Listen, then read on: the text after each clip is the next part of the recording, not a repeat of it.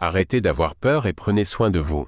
Ne laissez pas cette peur vous atteindre, car la peur est exactement ce qui déclenche les hormones de stress, qui à leur tour empêchent le système immunitaire de fonctionner correctement. Chaque année, une saison de grippe accompagne les changements de saison, et les populations ont souvent tendance à dramatiser la situation, comme si la grippe était plus qu'une simple maladie saisonnière. En réalité, il s'agit simplement d'une grippe, rien de plus. Chaque année, environ 1% de la population succombe à la grippe saisonnière. Pourquoi les choses sont-elles différentes cette année par rapport aux années précédentes? Les grippes qui surviennent chaque année proviennent des mêmes types de virus.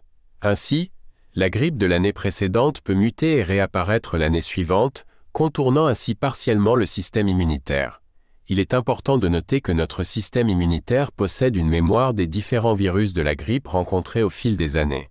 Lorsque nous sommes exposés à une grippe commune, notre système immunitaire peut généralement la combattre efficacement. Les symptômes habituels incluent une toux, des éternuements et parfois une fièvre légère, tous gérables lorsque le système immunitaire fonctionne correctement. La particularité de cette année réside dans le fait que le virus auquel nous sommes confrontés est nouveau pour la plupart des gens. Il a récemment été introduit dans la population humaine, ce qui signifie que la majorité des individus ne possèdent pas de mémoire immunitaire pour contrer ses effets. Ainsi, la grippe de cette année peut sembler plus agressive que les précédentes en raison de ce manque d'expérience collective face à ce virus spécifique. La peur générée par ce virus est le principal obstacle que nous rencontrons actuellement. Pour y faire face, il est crucial de comprendre le fonctionnement du système immunitaire. Ce dernier est conçu pour nous protéger contre les agents pathogènes tels que les virus, les bactéries ou parasites. Il est composé de deux systèmes de protection, le système immunitaire interne, qui combat les menaces à l'intérieur de notre corps, et le système surrénalien, également appelé combat ou fuite, qui nous protège des dangers extérieurs. Pourquoi est-il important de comprendre cela? Imaginez que vous souffrez d'une infection bactérienne sévère et que vous êtes également poursuivi par un tigre. Si vous deviez répartir l'énergie de votre corps pour lutter contre ces deux menaces, comment le feriez-vous? Cette question soulève l'importance de prioriser les réponses immunitaires en fonction des menaces qui nous entourent. En cas de danger imminent, comme une confrontation avec un tigre, notre corps réagit en libérant des hormones de stress pour nous préparer à combattre ou fuir. Lorsque ces hormones de stress sont déclenchées, notre corps mobilise son énergie pour faire face à la menace perçue. Cependant, cette réaction peut parfois détourner l'énergie des processus immunitaires internes, affaiblissant ainsi notre capacité à combattre les infections. Il est essentiel de comprendre que la gestion de ces réponses hormonale est cruciale pour maintenir un système immunitaire fort et efficace.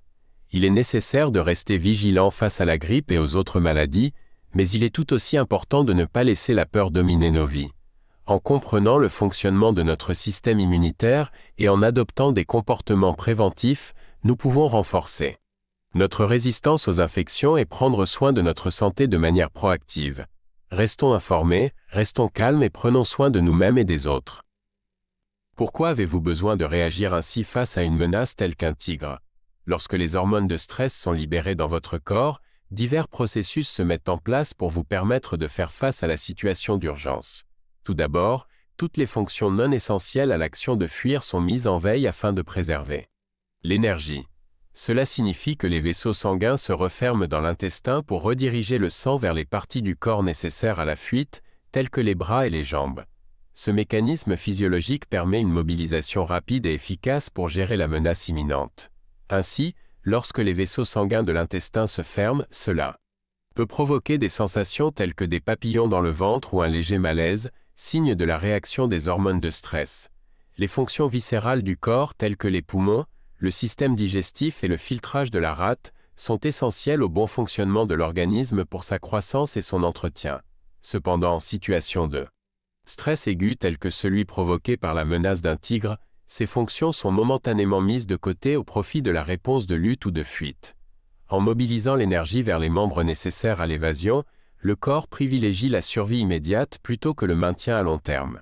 Le stress, de par son impact sur le corps, peut entraver à la fois le développement et l'entretien de l'organisme, ainsi que le bon fonctionnement du système immunitaire.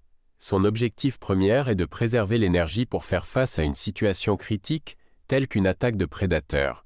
Cette réaction physiologique trouve ses racines dans l'évolution humaine, où la survie face à des dangers immédiats était primordiale. Historiquement, le mécanisme de combat ou de fuite était conçu pour des situations de courte durée, permettant à l'organisme de réagir efficacement et de retrouver un équilibre une fois la menace écartée. Cependant, dans le contexte moderne, le stress est devenu omniprésent, engendrant des effets prolongés sur notre santé et notre bien-être. Les sources de stress variées, telles que le travail, l'économie, les conflits sociaux, peuvent déclencher en permanence les hormones du stress, perturbant ainsi le fonctionnement normal du corps. Cette constante exposition au stress peut avoir des conséquences néfastes sur le système immunitaire, en le désactivant pour économiser de l'énergie. En effet, le stress prolongé peut perturber le bon fonctionnement des défenses naturelles de l'organisme, le rendant plus vulnérable aux maladies et aux infections. En passant d'un état de croissance et de développement à un état de protection constante, le corps subit des altérations qui peuvent compromettre sa capacité à maintenir un équilibre interne optimal. Ainsi, il est essentiel de prendre conscience des effets du stress sur notre santé et d'adopter des stratégies pour y faire face de manière constructive. La gestion du stress, par le biais de techniques de relaxation, de méditation ou d'exercice physique, peut contribuer à réduire ces effets négatifs sur le corps et l'esprit, en prenant soin de notre bien-être mental et émotionnel.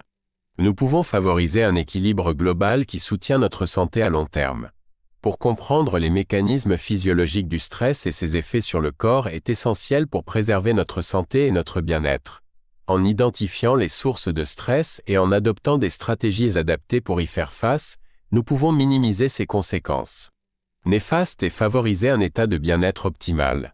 Il est important d'écouter les signaux de notre corps et de prendre soin de nous-mêmes afin de cultiver une santé durable et résiliente. Écoutez les médias, ils encouragent la peur et la mort en mettant en avant des données du département de la santé qui alertent sur le nombre élevé de décès prévus en raison du virus. Cette exposition constante à des informations anxiogènes peut engendrer un état de stress omniprésent. Il est essentiel de discuter de cette situation, car le stress affaiblit le système immunitaire, rendant les symptômes d'une infection au coronavirus plus sévères chez les individus stressés. Le stress que nous ressentons actuellement découle en partie de la nature du virus lui-même, qui est plus agressif et infectieux que les précédents. En effet, n'ayant jamais été exposé à ce virus auparavant, notre mémoire immunologique ne peut le combattre efficacement. Cette nouveauté associée à la peur amplifie le nombre de personnes touchées. Les personnes déjà vulnérables le sont d'autant plus. Ainsi, le taux de mortalité des personnes infectées, bien que touchant principalement les mêmes groupes à risque, est plus élevé que d'habitude. La question de savoir s'il faut s'inquiéter face au coronavirus dépend largement de l'état de santé individuel. Un système immunitaire fort et une santé générale solide, combinés à une absence de peur constante, peuvent permettre de gérer le virus de manière plus efficace. En prenant soin de sa santé, en adoptant une alimentation saine et en veillant à son bien-être général, on renforce son système immunitaire pour mieux lutter contre le virus. Il est intéressant de noter qu'une partie de la population semble avoir été exposée au virus sans manifester de symptômes, ce qui suggère qu'une approche différente peut être nécessaire. Bien que le virus soit mortel, son impact varie en fonction de l'état de santé des individus. Il est crucial de ne pas laisser la peur prendre le dessus car le stress qu'elle engendre peut compromettre le bon fonctionnement du système immunitaire. Il est donc recommandé de se concentrer sur des habitudes de vie saines, telles qu'une alimentation biologique et naturelle, riche en vitamines et minéraux essentiels. Prendre soin de soi et adopter des mesures préventives telles que la prise de vitamine C peuvent renforcer les défenses immunitaires. Éviter les aliments transformés et toxiques issus de l'industrie agroalimentaire est également crucial pour maintenir une santé optimale. En conclusion, il est primordial de maintenir un équilibre émotionnel et physique face à la situation actuelle. En prenant soin de son corps et de son esprit, en adoptant des habitudes de vie saines et en évitant de se laisser submerger par la peur, il est possible de renforcer son système immunitaire pour faire face au virus de manière plus efficace. Restons informés, mais veillons à garder un état d'esprit positif et une approche proactive pour soutenir notre santé et notre bien-être.